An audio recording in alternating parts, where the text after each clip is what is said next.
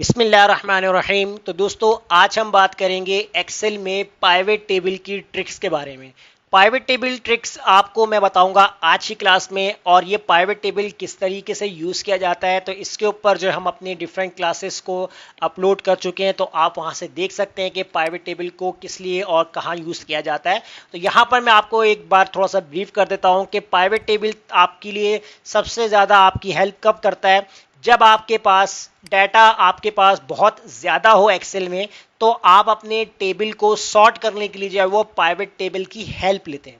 अब मान लीजिए कि आपने यहाँ पर जो है वो पाइवेट टेबल क्रिएट करना है अपने डाटा को सॉर्ट करने के लिए, तो आप अपने टेबल को सेलेक्ट कर लेंगे कंप्लीट। उसके बाद यहाँ आपको इंसर्ट के फंक्शन में जाना है। तो अभी पाइवेट टेबल हम यहाँ पर क्रिएट नहीं करेंगे, हम यहाँ पर उसकी ट्रिक्स देखेंगे कि किस तरीके से जो है वो अपने पाइवेट टेबल को क्रिएट करना है। तो आप यहाँ पर रिकमेंडेड पाइवेट टेबल्स पे क्लिक करेंगे और यहाँ आपको जो है वो डिफरेंट वेरिएशन जो है देखने को मिलेंगे। आप कोई भी एक वेरिएशन सेलेक्ट करके ओके करेंगे तो सिंपल नेक्स्ट शीट के ऊपर जो है वो आपका ये पाइवेट टेबल क्रिएट हो जाएगा। अब मान लीजिए कि आपके पास अगर आपको रीजन वाइज टोटल निकालना है तो आप इस वाले ऑप्शन को सेलेक्ट कर सकते हैं। अगर आप प्रोडक्ट वाइज टोटल निकालना चाहते हैं तो आप इस वाले वेरिएशन को सेलेक्ट कर सकते हैं। इसी तरीके से आपको यहाँ पर बहुत सारे वेरिएशन मिल जाएंगे, आप कोई भी वेरिएशन सेलेक्ट करके उसको ओके कर देंगे तो नेक्स्ट शीट के ऊपर जो है वो आपको टेबल क्रिएट होकर मिल जाएगा। अब जैसे मैं इस वाले टेबल को सिलेक्ट करता हूं और इसको मैं ओके करता हूं, तो ये देखिए नेक्स्ट शीट के ऊपर जो है वो आपको जो टेबल है वो क्रिएट करके दे दिया है। तो रीजन वाइज जो है यहाँ पर इसने हमें टोटल भी निकाल के दिखा दिया है। अब ये थी हमारी पहली ट्रिक। अब हम बात करेंगे अपनी जो सेकंड ट्रिक। अब सेकंड ट्रिक आपको कुछ इस तरीके से यहाँ पर नजर आ रही है। मैं इसी टेबल को यहाँ पर यूज कर लेता हूँ। अब देखिए मेरे पास जो है इस टेबल में फिलहाल 2 कॉलम्स हैं।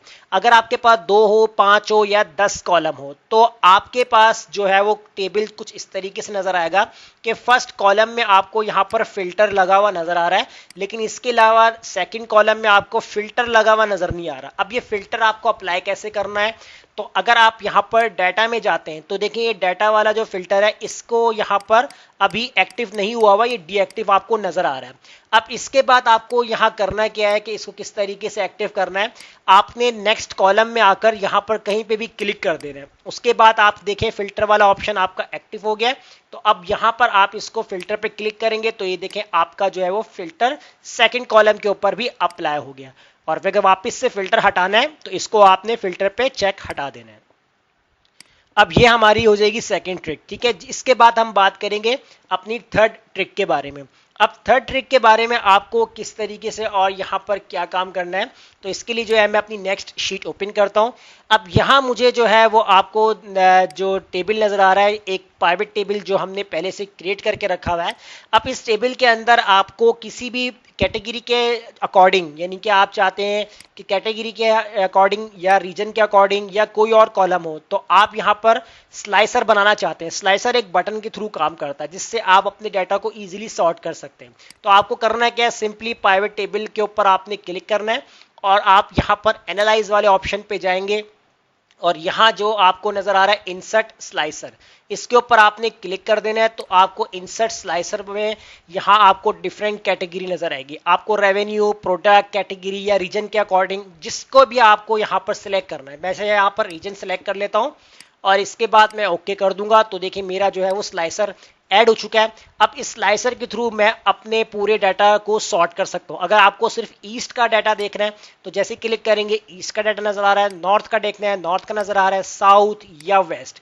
तो जो डाटा आप यहां पर सेलेक्ट करेंगे कैटेगरी वाइज आपके पास उसी तरीके से स्लाइसर बनकर आ जाएगा।